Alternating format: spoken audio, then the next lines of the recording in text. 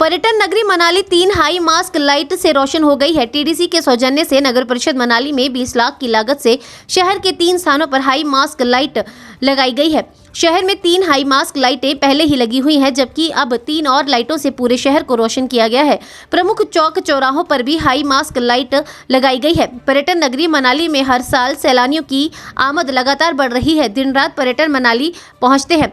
रात के समय पर्यटकों को कोई भी परेशानी न हो, इसे देखते हुए नगर पंचायत ने ये पहल की है। नगर परिषद मनाली के अध्यक्ष चमन कपूर ने कहा कि पूर्व मंत्री गोविंद ठाकुर ने इन हाई मास्क लाइट के लिए टीडीसी से धन स्वीकृत किया था। उन्होंने कहा कि आज 20 लाख की लागत से सभी तीनों लाइट लगा दी गई हैं। उन्होंने कहा कि हालांकि स्ट्रीट लाइटें भी लगी हुई हैं, लेकिन स्ट्रीट लाइट सिर्फ अपने पास की जगह को ही रोशन करता है, जबकि हाई मास्क लाइट का दायरा काफी दूर तक होता है। उन्होंने कहा कि हाई मास्क लाइट लग जाने से शहर के चारों ओर उजाला हो गया है। उन्होंने मनाली वासियों से आग्रह किया कि शहर को साफ व सुथरा रखने में सभी नगर पंचायत मनाली का सहयोग दे। सर, ये जो हाई मास्ट लाइट जो आपने उद्घाटन किया, इसके बारे में आप हमें जानकारी देंगे?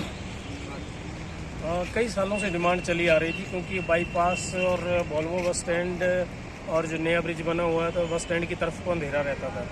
तो काफ़ी कोशिशों के बाद ये हाई मास्ट लाइट लगी है। लगभग 20 लाख रुपए की लागत से लगी है। ये मैं धन्यवाद करना चाहूँगा पूर्व मंत्री गोविंद सिंह ठाकुर जी और साथ में उपायुक्त महोदय आशुतोष गर्ग जी और DTDO सुनैना मैडम का, कि जिन्होंने और हमारे जितने भी टीडीसी के मेंबर थे उन्होंने इसको मंजूरी दी थी और इन्होंने हमें पैसा उपलब्ध करवाया था, जिससे लगा दी गई थी पहले। लेकिन उसके बाद आचार संहिता लगने के कारण ये बिजली का कनेक्शन पेंडिंग रह गया था। हालांकि पैसे उनको 4-5 लाख रुपए हमने पहले जमा करवा दिए थे। ये 20-22-25 लाख रुपए का खर्चा टोटल आया होगा। तो ले दे के अब काफ़ी मुशक्क़त के बाद, बिजली विभाग के काफ़ी चक्कर मारने के बाद अब इसमें कनेक्शन हो पाया है और आज विधिवत रूप से इसका उद्घाटन कर दिया गया है। इससे जो ऊपर बड़े ब्रिज पे लाइट लगी है, उससे पलचान की तरफ, बांग की तरफ जाने वालों को भी बेनिफिट होगा। पुल पे भी कुछ शरारती तत्व रात को घूमते हैं, वो भी उस लाइट के अंधेरे का फ़ायदा लेते थे, लेकिन अब लाइट वहाँ पे हो जाएगी और जगतसुख की तरफ जाने वालों को भी इसका फ़ायदा मिलेगा।